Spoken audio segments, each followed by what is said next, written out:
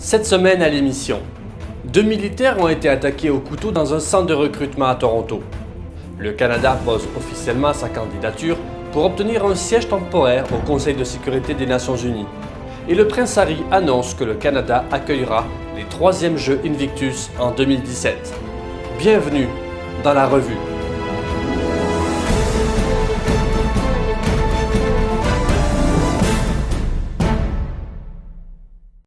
Deux membres des forces armées canadiennes ont été poignardés par un homme originaire de Montréal lundi 14.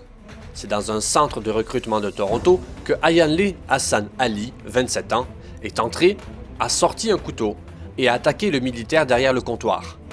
L'assaillant a tenté ensuite de se déplacer plus loin dans le bâtiment, mais a été maîtrisé et plaqué au sol par un groupe de 6 à 8 soldats. Un second membre des forces canadiennes a été blessé dans le processus. Les blessures n'ont cependant pas menacé la vie des deux victimes. Le suspect qui aurait déclaré « Allah m'a dit de faire cela »,« Allah m'a dit de venir tuer ces gens » fait face à 9 chefs d'accusation. Les réactions des politiques n'ont pas tardé, tous dénonçant l'acte et remerciant les militaires pour leur prompte réactivité. Le chef du Kremlin, Vladimir Poutine, a annoncé lundi 14 mars le retrait des forces aériennes russes de Syrie.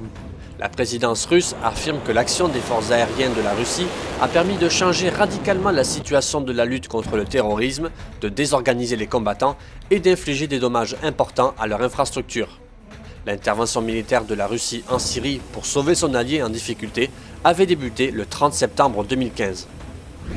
Les autorités libyennes non reconnues par la communauté internationale ont rejeté mercredi 16 la proclamation sans vote d'un gouvernement d'union nationale issu d'un accord parrainé par l'ONU et a refusé son installation à Tripoli.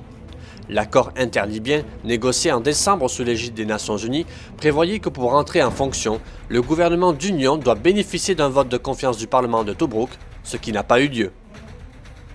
Aujourd'hui, je suis à New York pour annoncer officiellement notre intention de reprendre notre place au Conseil de sécurité de l'ONU. C'est ainsi que le Premier ministre Justin Trudeau a lancé officiellement la campagne du Canada mercredi 16 au bureau des Nations Unies à New York.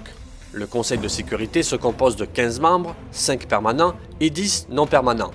Les 5 membres permanents du Conseil de sécurité sont la Chine, la France, la Russie, le Royaume-Uni et les États-Unis.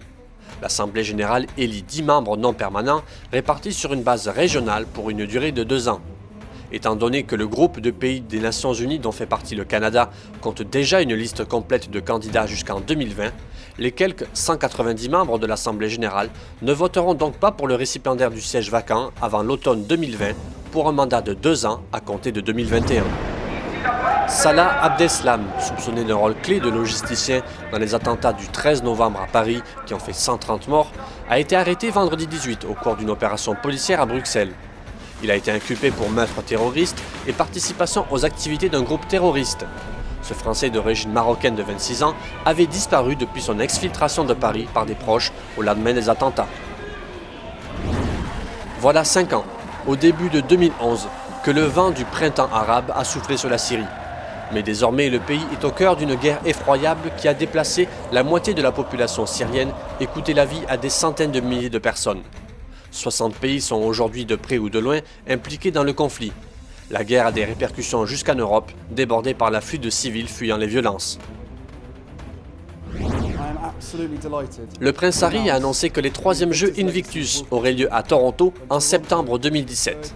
Ce sera les plus imposants jeux à ce jour puisqu'ils accueilleront plus de 600 concurrents militaires provenant de 16 nations pour participer à 12 sports. 2017 est une année doublement importante pour le Canada puisque le pays célébrera le 150e anniversaire de la Confédération, mais également les anniversaires de batailles militaires historiques comme le 100e anniversaire de la bataille de Vimy et le 75e anniversaire de la bataille de Dieppe. L'événement devrait offrir une occasion unique aux Canadiens et aux Canadiennes de commémorer ces soldats malades et blessés et leurs familles, ainsi que de leur rendre hommage. Voilà, merci d'avoir regardé cette revue de l'actualité du lundi 14 au dimanche 20 mars. On se retrouve la semaine prochaine et on se quitte sur ces images inspirantes.